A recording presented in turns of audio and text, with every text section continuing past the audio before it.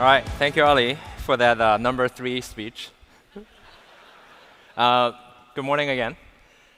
So, as many of you know, this conference actually started previously named as the Spark Summit, or Spark and AI Summit. And in this talk, we'll be going back to the roots of the original conference, Apache Spark. So 3 years ago at this conference, we polled 100 of you, and we asked, what were the biggest challenges you had with Apache Spark? All right, so about 100 of you. And here's what the 100 of you told us. By far, the number one was, hey, I have a bunch of Scala users. They're in love with Spark. It's great. But I also have a whole bunch of Python users out here. As a matter of fact, there's way more of them. And they really doesn't get Spark. Spark's kind of clunky. It's difficult to use in Python. It's not a great tool for them. And the number two is everybody else was that, hey, I love Spark. I've been using it. I'm using Scala also. But dependency management of my Spark application is a nightmare. And version upgrades take 6 months, 1 year, 3 years, you name it. And then there's a consensus among the language framework developers out there, not a huge population, but a very important component of the Apache Spark community would tell us, hey, because of that tight JVM language sort of nature of Spark, it's very, very difficult to interact with Spark outside of a JVM as a framework developer, not just as an end user. So we got to work. And let's talk about the first one. Spark is Scala, but my users only power Python. All right. If you've been to this conference in the past, you know this is not the first time we're talking about Python. But I found this video from about 3 years ago, just the other day as I was preparing the talk. And it's from Zach Wilson, who used to be a data engineer at Airbnb. And here's what Zach has to say. Another one is Spark is actually native in Scala. So writing Spark jobs in Scala is the native way of writing it. So that's the way that Spark is the most likely to understand your job, and it's not going to be as buggy. So Zach, Scala, I believe Zach's actually maybe somewhere sitting here. But Scala is the native way of writing Spark, and writing is not as buggy. So it's not just the people at this conference saying that. Right? We got to work 3 years ago at this conference. I think it might have still been named Spark and AI Summit back then, and the theme of all the slides were white background instead of dark background. We talked about the Project Zen initiative by the Apache Spark community, and it really focused on a holistic approach to make Python a first-class citizen. And this includes API changes, including better error messages, debuggability, performance improvements, you name it. Right? It covers almost every single aspect of the development experience. 2022, 2 years earlier, we gave a progress report and talked about all the different improvements we've done in those 2 Spark releases. And last year, we show a concrete example of how much autocomplete have changed, just out of the box, from Spark 2 all the way to Spark 3.4. So, and this slide summarizes a lot of the key important features for PySpark in Spark 3 and Spark 4. And if you look at them, it really tells you that Python is no longer just a sort of bolt-on onto Spark, but rather a first-class language. And there's actually many Python features that are not even available. They're Python native, Python idiomatic. They're not available in Scala. For example, you could define Python user-defined table functions these days and use that to connect to arbitrary data sources. And this is actually a much harder thing to do in Scala. At this conference alone this year, we had more than 8 talks talking about various features of just PySpark itself. So a lot of work have gone into it, but how much benefit are the users seeing? Again, this is one of those moments I can tell you nonstop about it, but it's the best. You try it out yourself. It's actually a completely different language.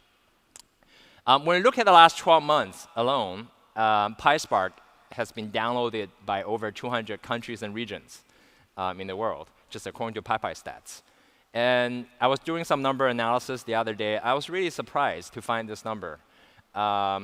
Just on Databricks alone, for Spark versions 3.3 and above. So it does not include any of the earlier Spark versions, which is a lot of them out there. But just for Spark 3.3 versions and above on Databricks, our customers have run more than 5 billion PySpark queries every day. I mean, to give you a sense of that scale, I I think the leading cloud data warehouse runs about 5 billion queries a day on SQL. This is actually matching that number. This is only a portion, a small portion of the overall PySpark workloads. But the coolest thing was, as I found the earlier video from Zach, in which he said, hey, Scala is a native way of doing it, I found another video he published just about 3 months ago. By the way, I've never met Zach until like last week when I reached out to him, asked, hey, would it be OK for me to show you the video? But let me play you this video from this year by Zach. But things have changed in the data engineering space. The Spark community has gotten a lot better at about supporting Python. So if you are using Spark 3, the differences between PySpark and Scala Spark in Spark 3 there really isn't very much difference at all. So thank you for the endorsement from Zach. All right.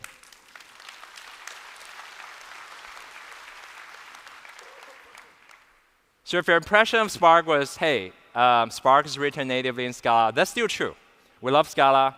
But if your impression is, hey, if I'm really using Python, I would get super crazy JVM stack traces, I would get terrible error messages, the APIs are not very idiomatic, try it out again. It looks completely different from 3 years ago. Right? And of course, the job's never done. We'll continue working on improving Python for Spark.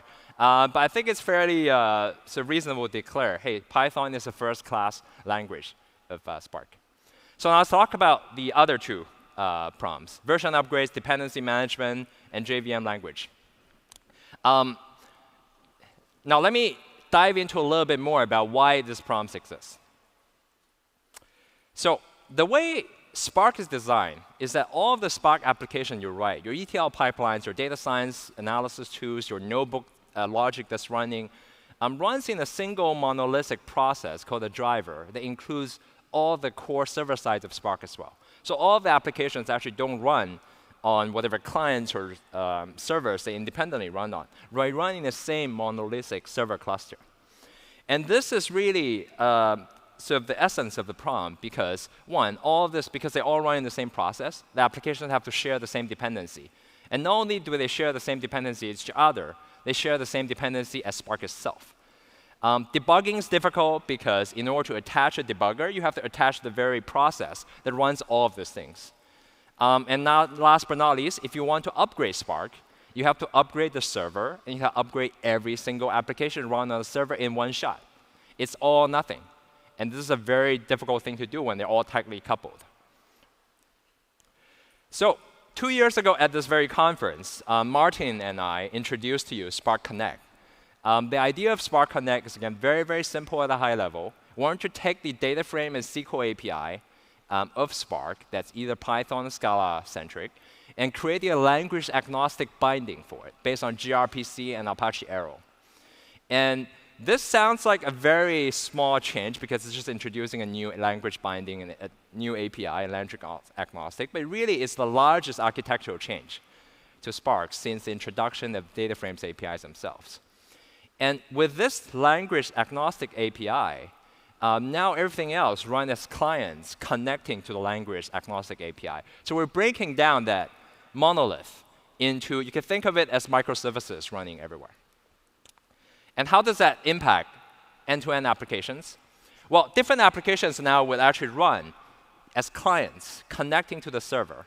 But they are really clients. They're running in their own sort of isolated environment. And this makes upgrades super easy because the language binding is designed to be, or the binding is designed to be language agnostic and forward and backward compatible from API perspective. So you could actually upgrade the Spark server side, say from Spark 3.5 to Spark 4.0, without upgrading any of the individual applications themselves. And then you can upgrade the applications one by one as you like at your own pace. Same thing with debuggability. Now you can attach the debugger to that individual application that runs in a separate process anywhere you want without impacting the server, without impacting the rest of the applications. Now, for all of the language developers out there, this language-agnostic API makes it substantially easier to be building new languages. Just in the last few months alone, we've seen sort of community projects that build Go bindings, Rust bindings, C# bindings, all of this. And it can be built entirely outside the project with their own release cadence. So One of the most popular programming languages, probably the top two programming languages for data science, are R and Python.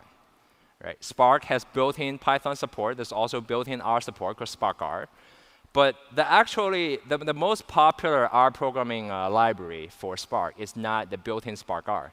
It's a separate project called Sparkly R. And Sparkly R is made by this company called Posit, which is actually, I was talking to the Posit folks behind the stage, and I told them, hey, I think Posit is the coolest open source company audience I've never heard of. And the reason you have not heard of it is they renamed themselves fairly recently to Posit. But the people at Posit created the most foundational open source projects. For example, dplyr, the very project that defined the grammar for data frames that we're all enjoying today. ggplot, the grammar visualization. RStudio, the most popular R IDE. Wes McKinney, who created Panda, works at POSIX. And also Apache Arrow. So I would actually like to welcome Tarif, president of Posit, onto stage to talk to you more about Sparkly R.